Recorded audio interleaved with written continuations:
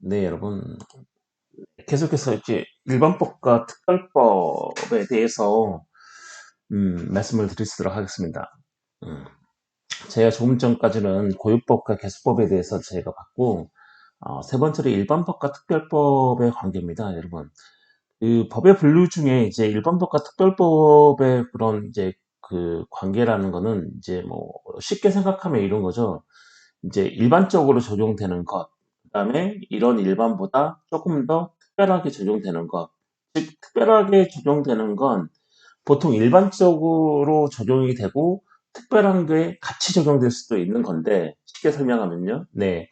그러니까 일반적인 것도 적용할 수 있고 어떤 문제에 대해서 어떤 쟁점이나 어떤 이제 뭐 법적인 쟁점이나 문제에 대해서 어떤 일반법적으로도 접근할 수 있지만 이게 동시에 특별법적으로도 접근할 수 있다 이런 거죠. 특별한 거에 속하지만 당연히 특별한 거에 속하면 당연히 일반적인 것도 속하겠죠. 네, 일반적인 것을 포함한 특별한 겁니다, 이게. 가시나요, 여러분? 자, 이 법의 분류 중에 자, 일반법과 특별법이라는 이런 분류가 있는데, 자, 일반법하고 특별법하고 완전히 이런 떨어진 거는 아니고요. 자, 일반법의 기반 위에 특별법이 이렇게 서 있는 거죠, 여러분. 음, 그러니까 어떤 그 법적인 문제나 법적인 분쟁에 있어서 어떤 법을 적용을 할 때 일반법도 적용을 네, 할 수 있지만 이 정점은 일반법도 적용이 되지만 특별법도 적용이 되면 예, 이 일반법보다는 특별법을 우선 적용한다는 겁니다, 여러분.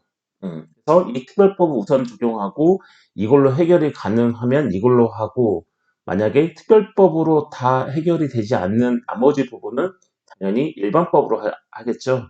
그래서 일반법과 특별법이 따로 이렇게 떨어져 있는 게 아니고 자, 일반법 기반 위에 특별법이 우선적으로 되고 있다. 자, 이렇게 이해를 하시면 될 것 같습니다. 따라서 이 일반법은 정리를 하면 법의 효력이 미치는 범위가 보편적인 법을 일반법이라 한다 이러는 거죠.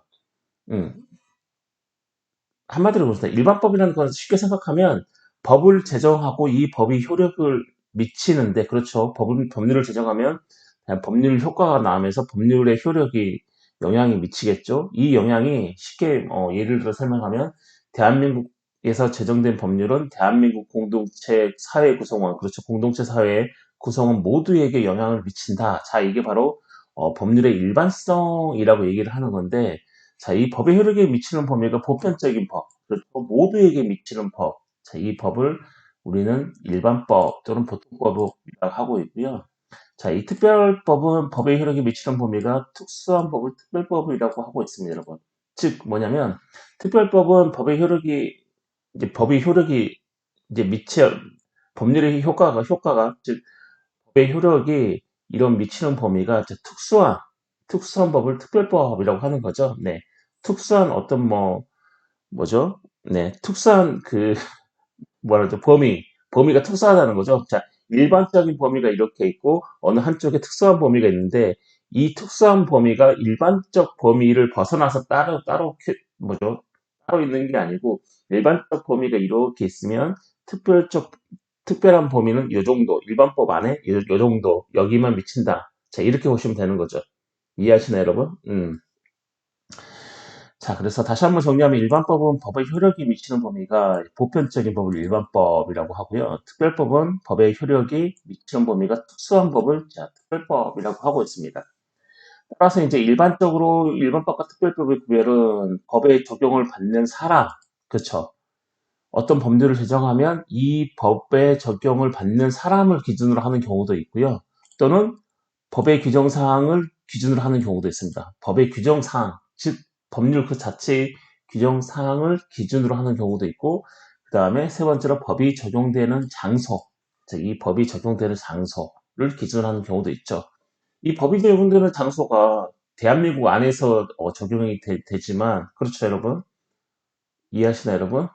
법이 적용되는 장소 당연히 대한민국 전체다. 그럼 이거는 일반법이 되는 거고, 대한민국 전체 중에 어느 지역 또는 어느 뭐 곳이다 하면 이게 특별법이 되는 거죠, 여러분. 그 다음에 뭐 사람을 기준으로 한다 그러면 대한민국 모든 사람이면 일반법이고, 대한민국 모든 사람 중에 특별한 몇 사람, 그렇죠. 특별한 뭐 수십 명의 사람, 그러면 이게 특별법이 되는 거죠, 여러분. 그 다음에 법의 규정 사항을 기준으로 하는 경우에는 이제 법 자체의 어떤 규정 사항, 그렇죠. 법률 자체의 어떤 규정 사항을 그 규정 사항, 그렇죠. 일반적으로 사람이나 장소를 기준하지 않고 법에 명시되어 있는 규정 사항이 있어요. 그래서 그 규정 사항이 어디, 그다음에 어디 이렇게 법의 규정 사항을 기준하는 경우 이렇게 크게 세 가지로 일반법과 특별법을 이렇게 구분을 이렇게 할 수가 있습니다, 여러분. 자, 일반법과 특별법을 이제 얘기를 할 때, 자, 이 구별의 실익이 있습니다. 일반법과 특별법을 굳이 왜 구별하냐? 자, 이런 거죠, 여러분. 자, 이게 무슨 말이냐면, 자, 구별의 실익은 특별법은 일반법에 우선한다, 이런 거죠. 자, 어떠한 이제 법적인 문제가 생기고 법적인 어떤 쟁점이 생겼을 때, 자, 특별법은 일반법에 우선한 거죠. 예를 들면 일반법에는 어떤 뭐, 그 사건에 대한 어떤 범죄에 대한 처벌에 뭐 예를 들면 뭐 징역 1년 있다면 자, 어떤 행위는 범죄에도 속하지만 이거는 특별한 범죄에 속해서 이 특별한 범죄에 대해서는 뭐죠? 뭐 형의 뭐 2분의 1까지 가중 또는 무조건 이런 범죄는 뭐 징역 3년 이상 뭐 이런 식이 있는 거죠. 즉 이거는 일반법에도 적용을 받지만 특별법에도 적용을 받아가지고 이 특별법이 일반법보다는 우선하는 거죠. 원래 일반법대로 하면 A라는 어떤 처벌이 나와야 되는데 이 특별법에 의해서 이거는 A라는 처벌이 나오지 않고 B라는 처벌이 나오는 거죠. 하지만 그게 해당되지 않는 건 아닙니다. 일반법에도 적용 범위에 해당이 되지만 단지 여기에 대한 문제는 특별법이 제정되어 있기 때문에 다른 일반법보다는 이 특별법이 우선한다는 겁니다. 따라서 어떠한 법적인 문제나 법적인 어떤 그 쟁점이 자, 일반법과 특별법에 동시에 적용을 받을 때는 당연히 이 특별법이 뭐죠? 일반법에 우선한다는 원칙에 어떤 구별의 실익이 있습니다, 여러분. 그래서 항상 어떤 그 원칙 같은 거죠. 네. 특별법은 일반법 우선다. 특별법 우선의 원칙이라고 얘기합니다, 여러분. 네. 자, 즉, 보다 특수한 상황에서는 특별법이 일반법에 우선하에 적용된다. 자, 이런 거죠, 여러분. 예를 들어, 뭐, 임대차 관계에서 밑에 있는 예. 임대차 여러분 뭐 임대차 아시죠? 네, 임대하고 임차하고 어떤 부동산에 관해서 그래서 주택 임대차 보호법이 민법에 우선 적용한다. 그런 거죠. 임대차 관계라는 것은 개인과 개인의 어떤 법적인 거래죠. 법적 계약 거래죠. 그렇죠. 법적 계약이죠. 임대차 계약이라고 얘기하죠. 보통 우리가 뭐 흔히 말하는 전월세 계약 이렇게 얘기하는데 그게 이제 바로 임대차 계약인 거죠. 자, 이 임대차 계약에서는 개인과 개인의 어떤 법적 거래이기 때문에 그죠? 사인 간의 거래이기 때문에 자, 민법이 일반법에 속하면서 적용이 됩니다. 그렇죠? 이해하시나요? 민법이 일반법으로서 이제 적용을 하게 되는 거죠. 문제가 생기면 자, 판사가 어떤 걸 쳐다보고 있냐면 민법에 어떻게 규정을 하고 있느냐. 자, 이것을 쳐다보게 되겠지만 특별히 이 임대차 관계는 민법에도 속하지만 따로 이 임대차 관계에 대해서 뭐죠? 제정한 법률이 있어요. 뭐냐면 주택 임대차 보호법인 거죠. 따라서 어떤 개인 간의 거래, 즉 임대차 관계의 거래에서 전월세 계약 이런 데서 문제가 발생하면 자, 그죠? 판사가 민법보다는 어떤 법을 먼저 보고 적용을 하냐면 자, 주택 임대차 보호법에서 어떻게 적용되고 있는지에 대해서 먼저 봅니다. 왜냐하면 이 주택 임대차 보호법이 당연히 일반법인 민법보다는 이 임대차 관계에 특별하게 적용되도록 만들어 놓은 법이기 때문에 만약에 주택임대차 보호법에서 이 법적인 분쟁에 모든 것들을 다 적용할 수 없으면 나머지 부분은 어디서 적용해요? 이 민법에서. 그쵸? 일단 특별법을 적용해서 모든 문제가 다 해결되면 그걸로 끝이 나고요. 만약에 특별법, 즉 주택임대차 보호법에서 이 임대차 관계에서 발생한 법적인 분쟁이나 문제들이 모두 해결이 되지 않으면 나머지 부분에 대해서는 자, 일반법을 적용하겠죠. 즉 뭐죠? 민법을 적용하게 되겠죠. 이해하시나요, 여러분? 뭐 상거래에서는 상법이 민법에 무선하게 적용한다. 그렇죠, 여러분? 자, 다만, 자, 특수한 사항에 있어서 특별법의 규정이 없으면 일반법이 보충적으로 적용돼. 조금 전에 제가 설명했죠. 일단 무조건 특별법을 들이대고, 이 특별법을 들이대서 다 해결이 끝나면 상관이 없는데, 이 특별법을 들이대고 나서도 나머지 문제가 이 특별법에 따로 규정이 없으면 일반법이 그 다음에 적용된다. 즉, 적으로 적용된다. 이런 거죠, 여러분. 자, 그렇죠. 그래서 특별법과 일반법은 자, 특별법이 우선을 하고, 만약 특별법에 거기에 대한 규정이 없으면, 자, 비로소 뭘 검토한다? 자, 일반법을 적용할 수 있는지, 자, 이런 걸 검토를 하고 있습니다. 즉, 보충적으로 적용된다. 이런 거죠, 여러분. 이해하시나요? 이게 바로 이제 그 특별법과 일반법의 관계입니다, 여러분. 우리 사회를 규율하고 있는 이 법 전체, 이 체계, 이 질서 내에는 자, 특별법과 일반법이 존재를 하는데 어떠한 특수한 문제에 관해서 네, 일반법도 적용이 되지만 만약에 거기에 이제 따로 제정된 법률이 있다면 자, 그거는 특별법으로서 먼저 적용이 되고 거기에 해당되지 않는 그 다른 문제, 자, 그런 문제들이 부수적으로 남아 있으면 비로소 뭘 적용한다? 네, 일반법이 적용이 되고 있습니다, 여러분. 이해 가시나요, 여러분? 네. 어렵지 않죠, 여러분? 네. 예를 들어서 이제 인지적 관계를 생각해 보시면 네, 금방 이해가 갈 거예요, 여러분. 네. 자, 그리고 자, 실체법과 절차법이 있습니다, 여러분. 자, 법규의 규율 대상 기준. 뭐 쉽게 말하면 실체는 내용이고 절차는 네, 절차인 거죠, 여러분. 절차법은 어떠한 어떤 이제 절차를 규정을 하고 있는 거고 어떤 법적인 절차. 우리가 이제 어떤 이제 이렇게 생각해 보면 되겠죠. 어떠한 것이 정당하다. 우리는 이건 정당하다라고 얘기할 때는 그 정당하다는 그런 의미에는 자, 내용의 정당성도 포함이 되지만 또 뭐가 플러스가 되냐면 거기에는 절차의 정당성도 포함이 됩니다. 그러니까 우리가 뭔가를 정당하다라고 얘기할 때는 우리는 거기에 대해서 내용도 정당하지만, 이거는 절차도 정당하다. 자, 이런 뜻이 내포가 되어 있습니다.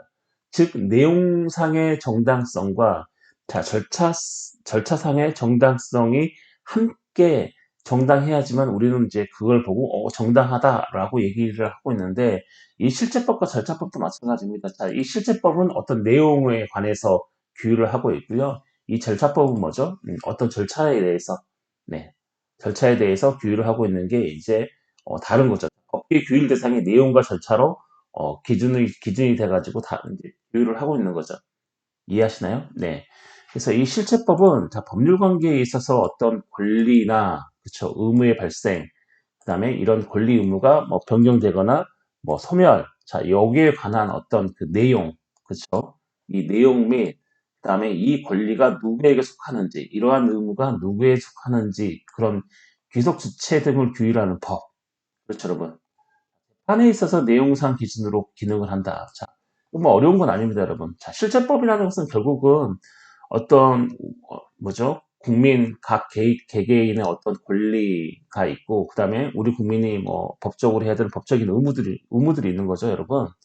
뭐 그렇죠, 뭐 교통법 생각해 보면 도로교통법 생각해 보시면 뭐 파란 신호등에 건너야 된다 의무인 거죠, 여러분. 네, 그런 거죠, 여러분. 그런 것처럼 어떤 이제 큰 권리나 의무가 이제 있는데 이러한 것들이 생기기도 하고 또는 무슨 변경되기도 하고 또는 이제 없어지기도 하는 그런 이제 그 법규의 법률들의 그런 내용, 그렇죠, 내용. 그다음에 또 뭐냐면 이 권리 의무 발생 변경 소멸이 누구에게 속하는지 귀속 주체, 뭐 A에게 속하는지 B에게 속하는지 C에게 속하는지 이런 것들을 규율하는 법, 내용 자체, 이 내용 자체를 규율하는 법이 뭐 어떤 법이라고 우리가 얘기하냐면 이제 실체법 이렇게 얘기합니다. 실체법. 네. 이해하시나요? 어떤 내용사항을 기준으로 했을 때 그러한 내용들을 가지고 있는 법을 우리는 실체법이라고 얘기하고요. 자, 절차법은 뭐냐면 권리, 의무의 실현. 그렇죠? 어떤 사람이 어떤 권리를 가졌고 어떤 사람이 어떤 의무를 가졌는데 그런 권리나 의무를 실현하기 위해서는 맘대로 하는 게 아니고 맘대로 하는 게 아니고 법적인 그렇죠. 법적인 절차가 정해져 있는데 그렇죠. 그 법적인 절차에 따라서 자기가 가진 권리를 행사하고 그렇죠, 여러분. 그다음에 자기가 가진 의무를 다 하게 되는 거죠. 자, 그런 것들, 그 절차를 규율하고 있는 법이 뭐냐면 바로 절차법이라고 얘기합니다, 여러분. 자, 그래서 어떤 재판의 절차, 규칙을 담당을 하고 있습니다, 여러분.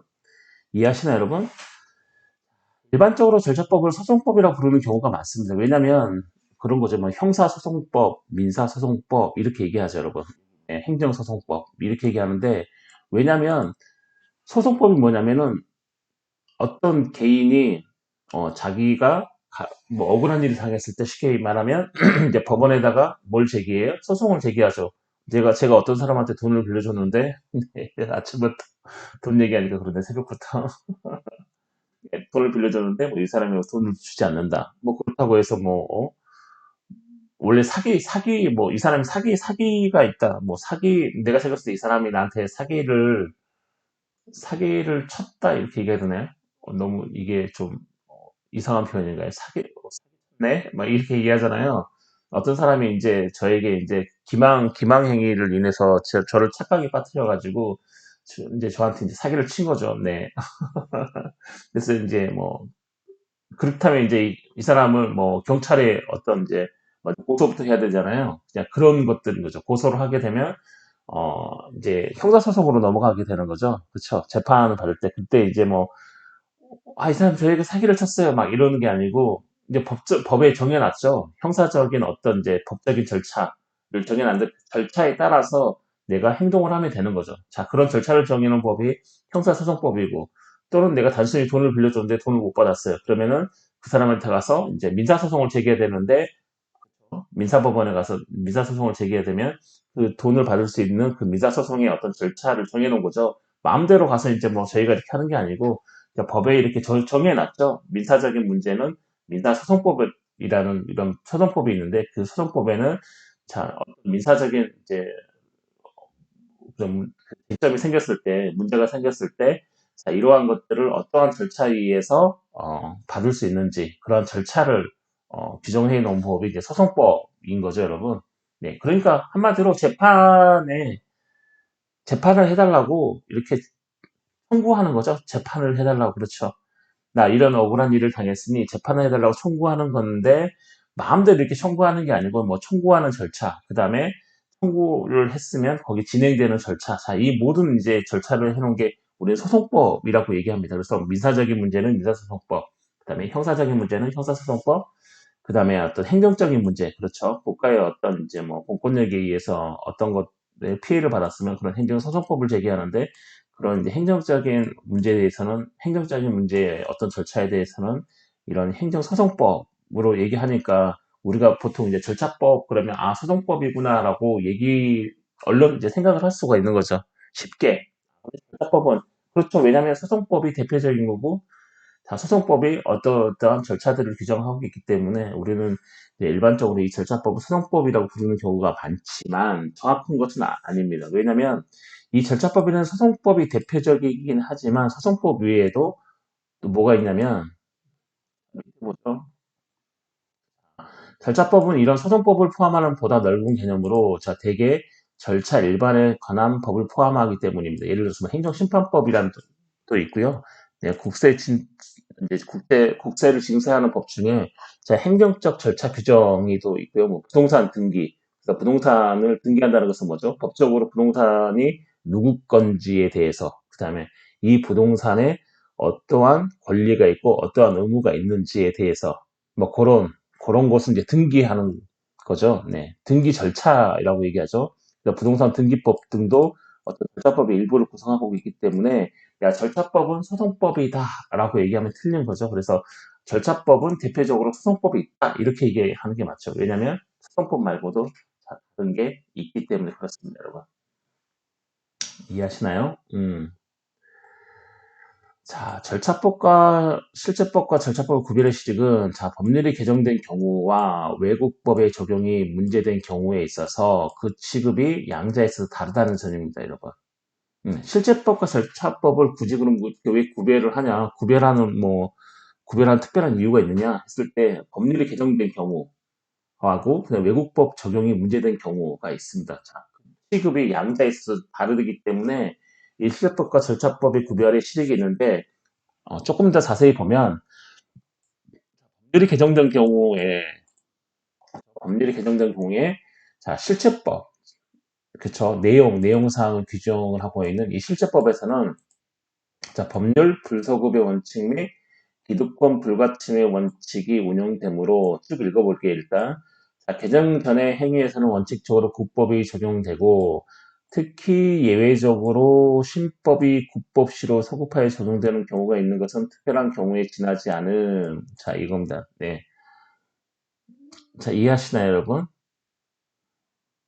자, 법률이 개정된 경우에 실제법에서는 법률의 불소급 원칙 및 기득권 불가침 원칙이 운용되므로 개정 전 행위에서 원칙적으로 국법이 적용되고 특히 예외적으로 신법이 국법시로 소급하여 적용되는 경우가 있는 특별한 경우 지나지 않음. 자, 이게 무슨 말이냐면 자, 어떤 이제 그 법적인 사건이 딱 생겨가지고 네, 법적인 사건이 생겨가지고 네, 자, 이 법적인 사건에 대해서 법률을 적용을 해서 심판을 해야 되는 거죠, 판사가. 자, 심판을 해야 되는데, 갑자기 그 심판하는 중에, 어떤 이제 범죄를 심판하는 중에, 어떠한 사건을 심판하는 중에 법이 바뀌었어요. 이걸 적용하는 법이 바뀌었어요. 하지만 그 심판하는 그 사건이 있죠. 네, 판사가 심판하는 그 사건은 법률이 개정되기 전에 일어났던 사건이기 때문에 당연히 개정된 법률을 적용하지 않고 뭘 적용해요? 개정 이전의 법률을 적용하게 되는 거죠. 이해하시나요? 그렇죠. 왜냐면 이 사건은 당연히 어떤 그 법률이 개정 전에 그렇죠. 이 법률이 이 적용되는 법률이 개정되기 전에 뭐죠? 개정되기 전에 일어났기 때문에 개정되기 전에 법률을 적용하는 거죠. 즉 개정되기 전에 법률에 뭘 적용을 해요? 내용인 거죠. 네. 이해하시나요? 내용을 적용하는 거죠. 실체법인 거죠. 여기 방금 말씀드렸죠. 이 실체법. 내용을 적용하는 거죠. 네. 국법이 적용되는 거죠. 하지만 이제 특히 예외적으로, 자, 신법이 국법시로 서구파에 적용되는 거가 있는 것은 뭐냐면, 예외적으로, 원래는 법률이 개정되기 전에 일어났던 사건은 그 개정 전의 법률을 적용을 해야 되는데, 예외적으로 개정 후에 법률이 적용되는 경우가 있습니다. 그 개정 후에 이제 법률이 적용되는 것은 어떤 이제 국민에게 이익을 주는 법률 이런 것들이 있죠. 국민에게 이익을 주는 법률. 자, 이런 법률들은 자, 이제 예전의 법률, 국법을 적용하지 않고 자, 신법을 적용하게 됩니다. 개정 후의 법률을 소급하여 이제 적용을 합니다. 소급한다는 게 그쵸. 과거에 어느 시점부터 한다는 거죠. 원래 법률은 제정이 되게 되면 자, 법률을 오늘 제정하게 되면 그 법률의 효력은 오늘부터 미래로 가서 효력을 미쳐야 되는데 이 소급이라는 것은 뭐냐면 법률을 오늘 제정을 했는데 과거의 어떤 시점부터 포함해서 적용된다는 게 소급인 겁니다, 여러분. 이해하시나요, 여러분? 음, 네. 재채기가 나올 것 같아가지고, 네. 근데 자, 이런 이제 그 신법이 이제 법률이 개정된 후에 법률이 이제 적용된다는 것은 이제 예외적인 거죠. 네, 국민에게 어떤 이익이 있는 경우에 자, 그렇게 적용을 할 수 있는데 이런 건 예외적인 경우고 자, 결국은 실제법인 거죠. 자, 내용을 규정하고 있는 이 실제법은 결국에는 뭐죠? 개정 전의 행위에서는 원칙적으로 국법이 적용된다. 즉 이 실제법은 내용을 규정을 하고 있기 때문에 여러분 이해가시나요? 어떤 사건에 있어서 어떤 실제법이 어떤 내용을 규정하고 있는 실제법이 적용이 되는데 자 만약에 뭐 그 판사가 어떤 이제 법적인 어떤 문제들을 해결하는 중에 네 재판 계류 중이라고 얘기하죠 여러분. 자 재판 중에 어떤 법률이 개정이 되면 자 어찌됐든 그 문제는 법률 개정 이전에 일어났기 때문에 법률이 개정되기 이전에 법률이 적용이 되는 거죠.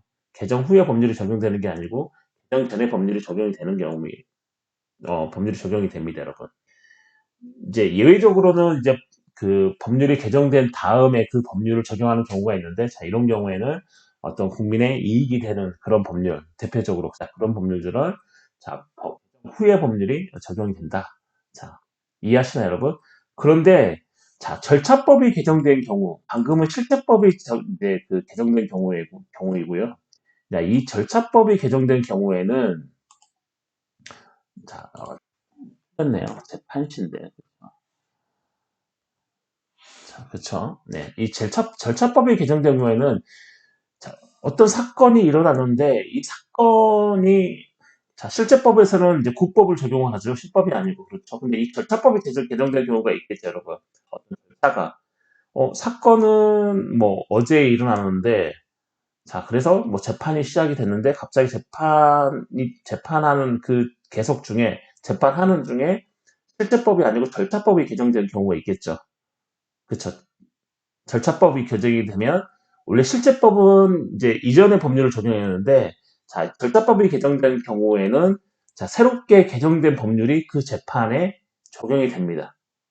예, 기대를 할 수 있어요. 꼭 적용이 된다는 건 아니지만 자, 새롭게 개정된 법률이 적용될 수 있는 가능성이 매우 높은 거죠. 내용을 규정하고 있는 실제법은 당연히 뭐죠? 개정 전의 법률, 즉 국법을 적용하지만 절차만이 개정된 이 절차법이 개정된 경우에 있어서는 자, 새롭게 개정된 법률이 적용될 수도 있고 적용되지 않을 수도 있는 거죠. 하지만 실제법은 무조건 국법이 적용됨에 의해서 무조건 아니죠. 네. 원칙적으로 국법이 적용되는데 이 절차법은 새롭게 바뀐 법률이 적용이 될 수 있는 가능성이 매우 크죠, 여러분. 음. 자, 이러한 이유가 뭐냐면, 자, 실제법에서는 법적 안정성 요청이 강하게 작용을 하는 데 비해, 자, 절차법에서는 그 개정이 일반적으로 국법을 보다 합리화하는 목적에서 이루어지는 것이기 때문에 발생한다. 이게 무슨 말이냐면, 실제법, 그러니까 내용을 규정했는데, 내가 만약에 어떠한 이제 뭐, 사건의 당사자가 돼가지고, 내가, 가해자예요. 그래서, 내가 범죄를 저지를 때는 처벌이 뭐, 1년이었는데, 갑자기 법이 바뀌어서 처벌을 10년으로 해요. 나는 어제 죄를 지었기 때문에 당연히 어제 적용되는 법률이 있어. 난 1년인 줄 알았는데, 갑자기 재판하는 중에 법이 바뀌어서 10년으로 바뀌었어요, 여러분. 자, 그렇다면 법적 안정성이 당연히 무너지겠죠, 여러분. 이 법이 언제 바뀔지 모르니까. 그리고 내가 재판하는 중에 법이 바뀌게 되면 당연히 뭐죠? 나는 1년이 아니고 10년을 받기 때문에 국민들이 그럼 어떤 법적인 어떤 그 뭐죠? 안정성을 믿지를 않겠죠. 법적 안정성이 무너지겠죠. 이해하시나요, 여러분? 국민들이 국민들이 어떤 법을 보고 내가 어떤 범죄를 저지르면 저 정도 형을 받겠구나. 내가 어떻게 하면 안 되겠구나. 법에서는 이런 걸 못하게 돼 있기 때문에 이런 걸 하면 안 되겠구나. 예를 들면 그렇게 생각했는데 그래서 안 하고 있는데 갑자기 법이 바뀌어서 그쵸. 법이 바뀌어서 내가 지금 하고 있는 게 막 범죄가 되는 거죠. 어제까지는 아니었는데 오늘은 범죄가 되는 거죠. 법이 수시로 바뀌게 되는 거죠. 자, 그렇게 되면 당연히 법적 안정성이 무너지겠죠. 쉽게 말하면. 자, 그러는 것처럼, 자, 나는 오늘 어떤 이제 행위를 해가지고 어떤 법적인 효과를 나에게 적용이 되는데 갑자기 며칠 후에 어떤 똑같이 이제 저에게 해당되는 그런 것, 이제 뭐죠? 저에게 해당되는 그런 법률이 바뀌어서 갑자기 바뀐 법률로 저에게 적용이 돼요. 그럼 당연히 여기서도 법적 안정성이 무너지겠죠, 여러분. 이해하시나요, 여러분? 그래서 실제법에서는 법률의 내용을 규정을 하고 있는 법이기 때문에, 자, 이런 법적 안정성 요청이 되게 강하게 작용을 하게 됩니다, 여러분. 이해하시나요, 여러분? 음. 법적 안정성이란 뭐냐면 결국은 법이 한 번 제정이 되면 쭉 유지가 돼가지고, 국민들이, 이러이러한 행위가 법적으로는 안 되는구나. 또, 뭐, 이러이러한 행위는 법적으로 반드시 해야 되는구나. 이렇게 이제 법률을 인식을 하고 있는데, 그러한 법들이 자꾸 개정이 되고, 자꾸 막 계속해서 바뀌다 보면, 나중에는 국민들이 자기의 행위가 뭐죠? 법률에 위반되는지 또는 법률에 위반되지 않는지 이 자체를 모르게 되는 거죠. 그렇다면 그 법은 법으로서의 어떤 뭐또 강제성을 가질 수가 없겠죠. 사람들이 뭐가 법인지 잘 모르기 때문에. 이해하시나요? 자, 그래서 그런 이제 그런 것을 이제 고상한 언어로 이쁜 단어로 뭐라고 그러냐면 법적 안정성 이렇게 얘기하는데, 그런 법적 안정성이 실제법에서는 뭐죠? 강하게 요구가 되는 거죠. 근데 절차법에서는 자, 그 개정이 일반적으로 국법을 보다 합리화하는 목적에서 이루어지는 것이기 때문에 발생한다. 이게 무슨 말이냐면 절차법이 개정되는 것은 뭐죠? 우리가 이렇게 어떤 법적인 어떤 문제에 대해서 재판이나 어떤 것을 해보니까 그 절차가 약간 좀 문제가 있네. 이 절차를 좀 개선해야겠다. 자, 그렇기 때문에 이런 절차법이 개정되는 이유는 이전에 우리가 가지고 있었던 절차가 약간 좀 불합리하거나 약간 개선을 요하기 때문에 그러한 것들을 위해서 개정이 되는 거죠. 즉, 합리화시키는 목적에서 개정이 되기 때문에 당연히 그 합리화된 개정 절차로 어떤 재판에 적용되는 경우가 많이 있겠죠. 그렇기 때문에 절차법이 개정된 경우에는 더 새롭게 개정된 그 절차법의 적용을 우리가 기대할 수 있는 거죠. 왜냐하면 어떤 내용이 바뀐 게 아니고 절차가 개선이 됐기 때문에. 이해하시나요? 음. 자, 그렇고, 자, 외국법의 적용에 있어서, 그렇죠. 외국법의 적용에 있어서는, 자, 실제법의 경우에는 외국법이 중국법으로 되는 경우가 있지만, 그렇죠, 여러분. 자, 이게 무슨 말이냐면, 어떤 이제 뭐, 자국인, 대한민국 국민과 어떤 외국인에 관해 어떤 법적인 문제가 생겼을 때는, 자, 우리나라 법이 이제 뭐, 적용되는 경우도 있고, 국제사법의 원칙에 따라서 외국법이 적용되는 경우가 있는데, 그럴 때, 어떤 나라의 법을 적용할 거냐, 어떤 나라의 법을 기준으로 할 거냐 했을 때가 이제 중거법이라고 얘기합니다. 중거법. 어느 나라의 법을 적용할 것이냐, 어, 외국 쪽에 있는 타국의 법을 적용할 것이냐, 아니면 자국법을 적용할 것이냐, 어느 법이, 재판할 때 적용되는 법이냐, 자, 이런 걸 얘기할 때 우리는 그걸 중거법이라고 얘기합니다, 여러분. 자, 그래서 이 실제법은, 자, 외국법이 중국법으로 되는 경우가 있겠죠, 여러분. 그렇죠. 외국인과 자국인과 외국인이, 자, 이렇게 어떤 법적인 문제가 생겼을 때, 뭐, 우리나라 법을 적용할 거냐, 아니면 그 외국법을 적용할 거냐, 이랬을 때, 자, 그 말은 그 뭐냐면, 그 법률의 내용인 거죠, 내용. 자, 실체법을 기준으로 얘기를 하는 거죠. 자, 이 실체법이 우리나라 실체법을 적용할 거냐, 외국의 실체법을 적용할 거냐. 자, 이렇게 되는 경우가 있지만, 자, 절차법에서는 원칙적으로 사건을 관할하는 법원. 그렇죠. 실제법은 외국법을 적용을 하더라도, 자, 우리나라에서 일어났던 사건이고, 자, 우리나라가 사건을 관할한다면, 당연히 우리나라가 가지고 있는 뭘 적용해요? 네, 우리나라 가지고 있는 절차법을 원칙적으로 적용을 한다. 여러분, 법정지법이 적용됩니다. 자, 절차법에서 원칙적으로 사건을 관할하는 법원 소재지, 그쵸? 법원이 있는 그 법원이 있는 그 나라, 그 국가에서 행하여지고 있는 법이 이용된다. 이런 거죠. 그게 법정지법인 거다. 법정지법인 거죠. 법정이 그거죠. 법정. 이 법정이 토지할 때 이 지자죠. 이 땅에 있는 거죠. 땅. 그래서 법정에 있는 땅의 법인 거죠. 그래서 법정지법 이렇게 얘기합니다, 여러분. 이해하시나요? 절차법에서는 원칙적으로 그 사건을 관할하고 있는 법원, 네, 법원의 소재지에서 행해지고 있는 법이 적용이 된다. 자, 이렇기 때문에 이 실제법과 절차법의 구별에 실익이 있다. 이런 거죠. 실제법과 절차법은 네, 구별을 해야 된다. 자, 이런 말인 겁니다, 여러분. 네. 이해하시나요, 여러분? 그리고, 자, 강행법과 이민법 볼까요? 네, 여기까지네요. 네. 자, 다섯 번째로 법은 이제 강행법과 임의법으로 분류할 수 있는데, 자, 뭐, 이런 겁니다. 강행법은 무조건 해야 되는 겁니다. 네, 무조건 해야 되는 거고, 자, 임의법은 해도 되고, 안 해도 되고, 자, 이런 것들이 임의법인 겁니다. 그래서, 강행법은 뭐뭐 해야만 한다, 뭐뭐 해야 한다. 자, 법률의 규정을 보면, 자, 강행법들은 뭐뭐 해야 된다, 뭐뭐 해야만 한다, 뭐 이렇게 되어 있고, 임의법은 대표적으로 뭐뭐를 할 수도 있다. 자, 이런 겁니다, 여러분. 이해하시나요? 이게 강행법과 임의법의 차이인 거죠, 여러분. 강행법은 무조건 해야 되고, 임의법은 해도 되고, 안 해도 되고입니다, 여러분.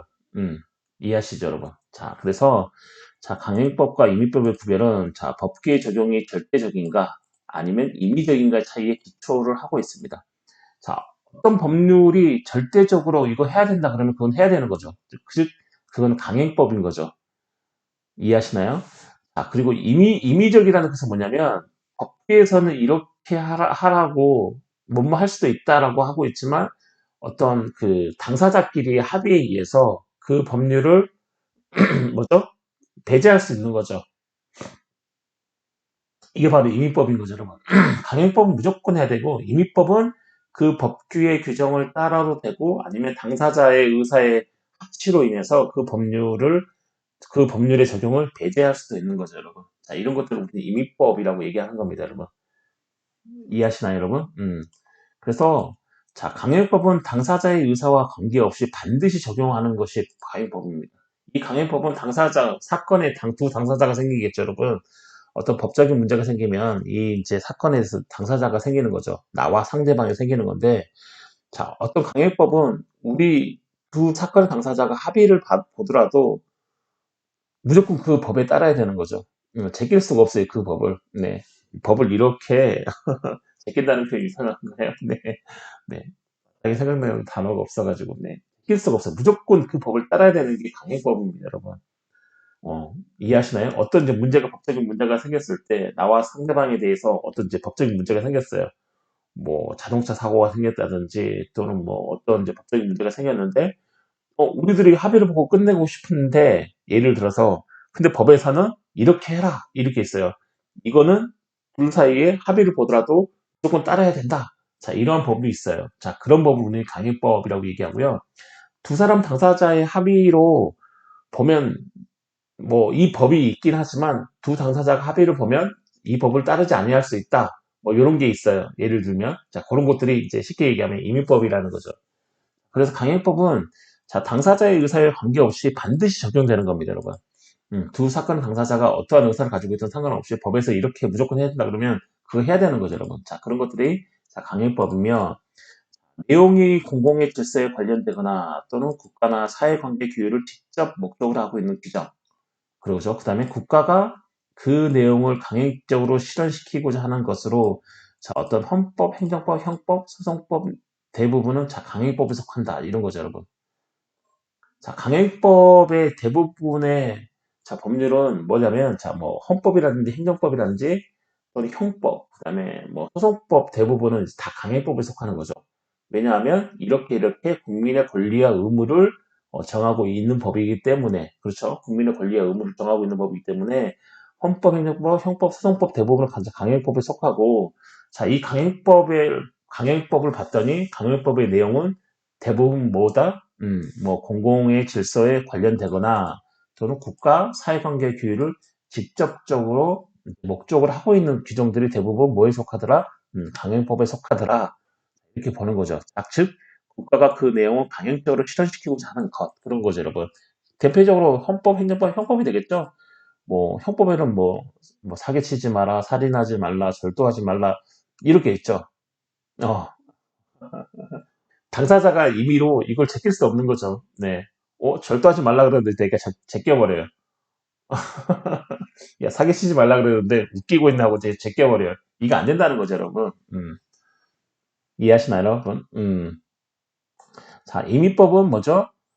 당사자의 의사에 따라서 그 적용을 배제시키고자 하는 법이 이제 임의법이고, 자, 내용이, 강행법은 공공의 질서지만, 자, 임의법은 내용이 개인적인 생활 관계를 규율을 목적으로 하는 법규가 대부분 임의법에 속합니다. 즉, 당사자의 자유로운 의사를 존중하고, 그렇죠.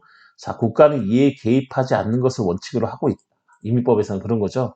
왜냐하면 개인적인 어떤 생활 관계를 규율하는 거기 때문에, 자, 자치를 중요하게 보는 거죠, 자치. 야, 개인 간의 어떤 생활 간의 문제는 니네들끼리 합의를 보면 굳이 국가가 정한 법률을 따르지 않더라도 니네들끼리 합의로 이 문제를 해결할 수 있다. 자, 이렇게 보는 거죠.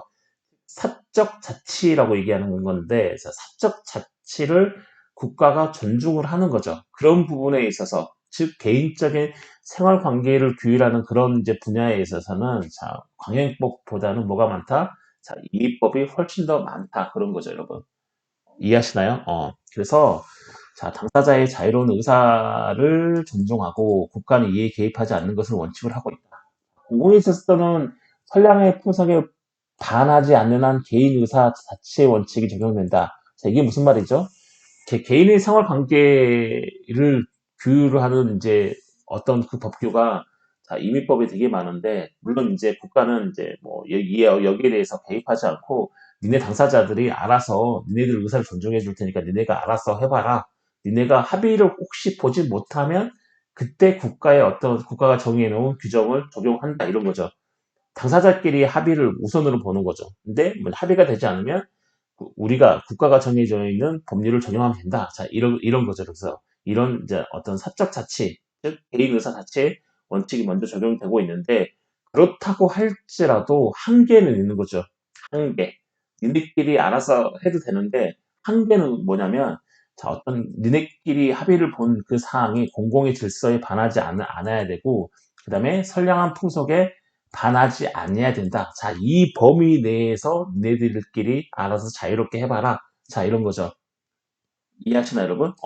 개인적인 생활 관계를 규율을 하는데 니네끼리 알아서 하면 되는데 니네끼리 알아서 하더라도 어떤 범위를 초과할 수 없냐면 공공의 질서에 반하는 거나 선량한 풍속에 반하는 그런 범위는 자, 초과할 수 없다. 자, 이런 거죠, 여러분. 자, 뭐 어떤 물건은 뭐죠? 어떤 크게 말하면 부동산인 거죠. 자, 부동산이나 그다음에 가족에 관한 거죠. 그래서 물건, 부동산이나 어떤 물건에 관한 권리 이런 거죠, 여러분. 자, 가족에 관한 규정은 원칙적으로 강요법이 된다. 부동산 문제 심각한 거죠, 여러분. 네. 물건이라든지 어떤 가족에 관한 규정은 원칙적으로 강요법이 많고요. 네. 원칙적으로 강요법이 될 수밖에 없습니다. 그리고 채권, 어떤 사람은 뭐 제가 뭐 돈을 빌려주고 돈을 받고 자 이런 계약 이런 관에 관해서는 대부분 이제 어떤 개인의 어떤 사적 자체를 국가가 중요하게 보기 때문에 자 임의법이 되게 많습니다, 여러분. 자, 강행법에 위반하면, 자, 저 어떤 개인이나 어떤 당사자가, 자, 강행법 뭐죠? 이렇게 해라. 라고 강행적으로 규정한 법인데, 이 강행법을 위반하면, 자, 무효나 취소가 가능하게 되는 거죠. 그 개인이 한 행위가 무효가 되거나, 자, 취소가 가능하게 되는 게 이제 강행법 위반의 효과입니다. 자, 임의법에 위반하는 행위에서는 하자가 생기게 되고, 그렇죠. 자, 강행법에 위반하면은 어떤 개인이 했던 행위가 어떤 무효나 다 취소가 되는 효과가 나타나지만, 자, 임의법에서는 뭐죠? 서로의 어떤 개인 간의 관계에서의 어떤 이제 당사자의 합의를 중요시하는 이 임의법에서는, 어떤 당사자 한 명이 그 임의법 위반한다. 그러면 어떤 그 뭐, 예를 들면 계약이다. 그렇죠. 계약을 생각해보면, 이 계약에 하자가 생기게 되는 거죠. 그죠. 당사자들이 합의한 대로 해야 되는데 어떤 사람이 그 합의한 대로 하지 않고 이걸 위반해요. 그러면 당연히 어떤 문제, 계약에 대해서 하자가 생기게 되는 거죠. 그렇죠, 여러분. 하자가 생기게 되고, 자, 그러한 행위를 한 행위자에게, 자, 불이익이 부담이 된다. 이런 거죠, 여러분. 이해하시나, 여러분? 자, 강행법, 그러니까 무조건 하게 되어 있는 것을 위반하면 그 개인이 한 그 행위나 이런 것들은 예를 들면 뭐 무효나 취소가 돼요. 물건 관해서 부동산에 관해서 어떤 뭐 사기로서 뭐 어떤 부동산을 취득했다 그러면 아예 그게 무효나 취소가 돼버려요. 네, 이거는 없는 일이다 안 하고 돼버리는데 왜 강요법이기 때문에 근데 임의법에 속하는 어떤 이제 개인 간의 어떤 채권 관계 있죠. 채권이나 채무 관계에서 어떤 이제 문제가 생기게 되면 자, 어떤 사람이 거기에 대해서 뭐 합의한 대로 이제 안 하고 어떤 행위자가 어떤 그 행위를 함에 있어서 어떤 이제 임의법 위반하는 경우가 생기면 거기에 이제 문제가 생기게 되는데 자, 이 문제가 생겼을 때 이 우리가 했던 이 계약이 완전히 취소나 무효가 되는 게 아니고 네가 어떤 것을 해야 되는데 하지 않았고 우리가 합의한 대로 네가 이런 것들을 안 했기 때문에 여기에 대한 불이익은 너한테 간다. 이런 불이익을 부담시키는 선에서 끝이 난다는 겁니다, 여러분. 이해하시죠, 여러분? 자, 이게 바로 강의법과 임의법이 되겠습니다, 여러분. 네, 여러분, 뭐, 이번 주, 네, 수업은 여기에서 마치고요, 여러분. 중간고사 과제는, 네, 제가 저번 시간에 말씀드린 것처럼, 네, 잘 해가지고, 네, 과제방을 열어놓을 테니까, 여러분, 그 과제방에, 이 클래스 과제방에, 여러분, 올려주시면 될 것 같습니다, 여러분. 기간은 중간고사 기간 있죠. 중간고사 그 기간, 마지막 평일, 금요일인 거죠. 자, 금요일에서 토요일로 넘어가는 그 자정까지 자, 업로드를 해주시면 감사하겠습니다, 여러분. 여러분, 이번 한 주도 네, 잘 보내시고요. 저희는 또 다음 주에 뵙도록 하겠습니다. 감사합니다, 여러분.